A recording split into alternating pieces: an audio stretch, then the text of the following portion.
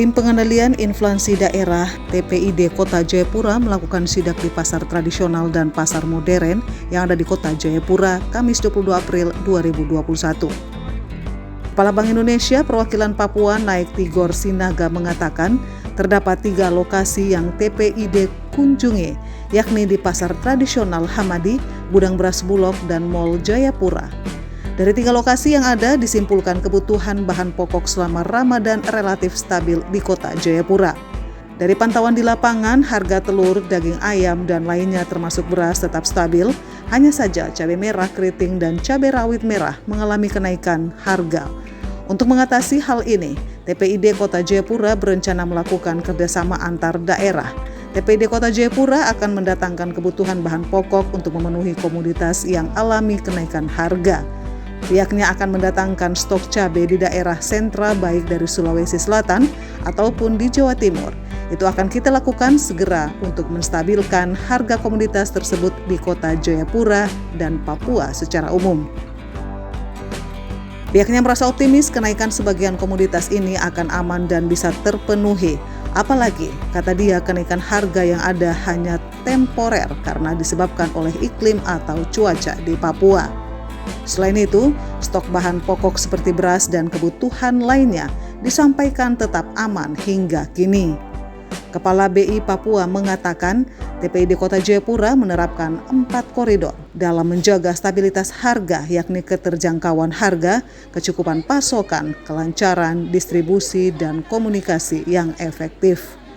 Angka inflasi di Kota Jayapura 3 bulan terakhir disampaikannya menunjukkan peningkatan karena disebabkan oleh 2 komoditas utama, yaitu cabai rawit dan ikan ekor kuning yang sempat melambung harganya. Jadi stok cukup, malah sekarang ini panen di mana-mana, ya, panen rendang, sehingga tidak ada gejolak harga. Ya, kita bicara gejolak harga bukan level, tapi gejolak. Kalau naik itu berarti kan ada gejolak harga. Tapi kami sudah pantau mulai dari Oktober sampai dengan April 2021 ini harga tetap stabil, dan mungkin di bulan April ini sedikit agak menurun karena memang seiring dengan panen. Jadi saya rasa beras kita akan tetap tersedia dengan baik. Ya. Memang ada beberapa, kalau di pasar, kalau telur tadi relatif mungkin hampir sama. Kalau di pasar tradisional itu kan telur ada juga yang dari luar, ya. Sementara kalau di sini telurnya adalah telur lokal. Jadi wajar saja kalau misalnya ada perbedaan, tapi yang penting kan bukan tingkat harganya, tapi gejolak harganya apakah naik atau tidak. Kalau mungkin dengan pelayanan dan sebagainya harga sedikit berbeda, tapi tidak signifikan, ya.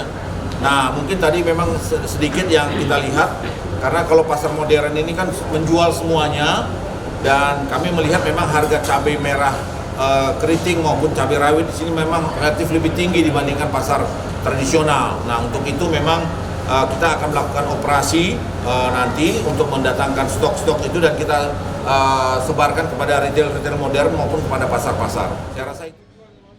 Sementara itu, Wali Kota Jayapura Dr. Ben-Hur Tomimano meminta agar pasar modern dan pasar tradisional dapat mengontrol harga kebutuhan bahan pokok. BTM tak menginginkan jika 3 hari sebelum Idul Fitri ada kenaikan harga pada sejumlah komoditas bahan makanan di pasar tradisional maupun di pasar modern. Ia mengancam akan ada tindakan tegas jika para distributor sengaja melakukan penimbunan bahan makanan atau barang.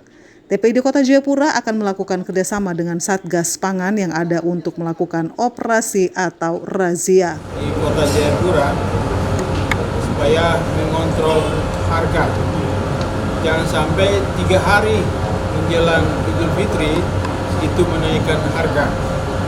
Dan juga kepada para distributor barang, jangan menimbun barang-barang tersebut.